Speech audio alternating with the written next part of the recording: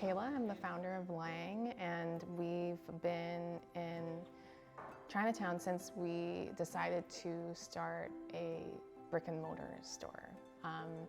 How it all came about was actually quite serendipitous, I would say. And we started online, but I think I quickly realized that with what we're doing, because we have so many emerging designers and a lot of designers that are a bit more niche that people might not know. So I think it was really important for people to be able to come into a physical space.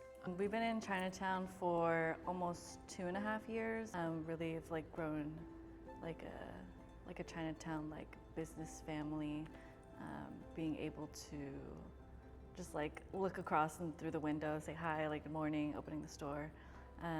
And then we moved into our current space 6 months later. It's been really cool that we've been able to use the space to host a lot of events and bring people together and have people feel like they can come here, and it's not just a retail space but also a safe space for them to just rediscover their identity through fashion. I definitely felt the sense of community from day one.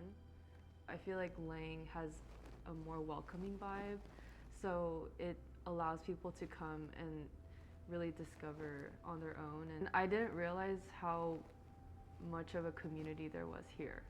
So it was really cool discovering that. We've all kind of been through so much and grown so much in the time that we've spent in Chinatown, and I think that's what's so special about it, is just being kind of known in a place, or known to a place, and feeling like you're a part of it. I already feel like I miss Chinatown. But yeah, definitely gonna come back. It's just change is always hard in any time of life, but it's exciting. I think what it is that Chinatown holds so much history and culture. I think I personally wish that there was more of a push for newer energy in the plaza specifically. I think there's so much potential in it. I think for us to be the only standalone store here has been a little challenging, but I think it really helped us build our story, and it really resonated with what we had to say as a brand, and it was a really strong start. And I'm just hoping that once we move, that story will carry with us, and we carry the spirit of Chinatown with us. In the sense of what we've been putting out, we've been growing a lot, and we've been maturing a lot as a brand, and I think the space needed to reflect that. When you walk into a space, you want to be able to know that what you're seeing in front of you is also what you're feeling, and I think that's kind of where we're at. We just feel like we needed to take that step up so people see us. I think working with Paul has been so amazing because he is originally from Hong Kong as well, and we just aligned. The moment we met, we were just so aligned with what we had envisioned for the space. His craftsmanship is also just otherworldly. He is so thoughtful, and there's so many elements to the store that I'm so excited for everybody to see. Seeing everything come together bit by bit, every day, and everything coming together, it's just been really surreal to be honest. There's so many design notes and kind of almost quotes from Hong Kong that I see every day, but I think when it's translated to this specific design language, it feels really special, and it feels like it's really East meets West. All of it feels very familiar, but also in a way that feels very new, and it's very refreshing. Yeah, this entire project from design to completion took about 3 months, which is pretty quick for a retail high concept store. The whole process was really smooth in a way, because everything came very organically, both conceptually, the kind of cultural references that we're pulling. Kayla and I were more or less on the same page from day one, which really helps when we have a short timeline. And then, yeah, my team, Jeremy and Corey, were able to kind of really focus and hone in on the sort of crafting and fabrication process of it. And I think it helps that everyone was very aligned and sort of put their all into it. And yeah, we're really happy with the result that we have today, which is pretty incredible. In terms of the concept, a lot of it sort of came from the fact that Kayla and I share a similar background in kind of spending our childhood or formative years in Hong Kong and then now living in Los Angeles.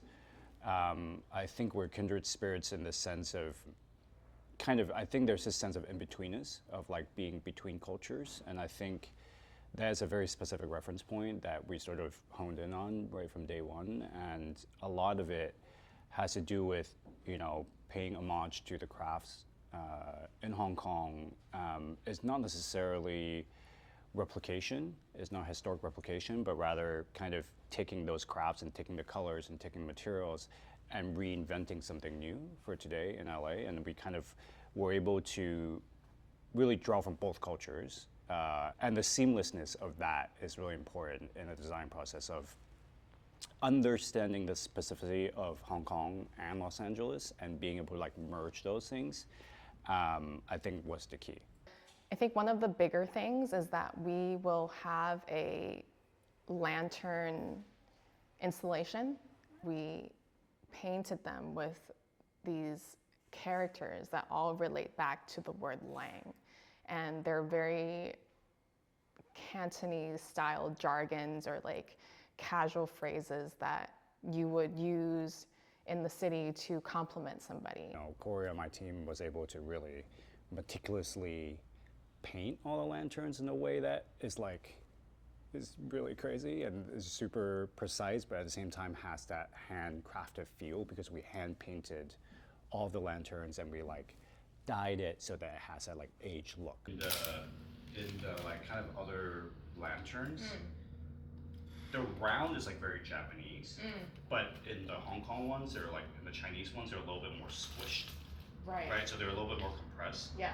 So this gives it that effect, right? We're essentially cutting the top and bottom off of these lanterns so that they look like Chinese lanterns. He also has these tables, like washi paper, that are layered over on top of each other, and the textures and the color and just how it looks, it's just nothing that I've ever seen. I mean, behind the cash register, I think Paul did like a really good job with that collage. Like, it feels exactly like the stores or like the streets and the walls that you see in Hong Kong is just like completely plastered with like layers and layers of images.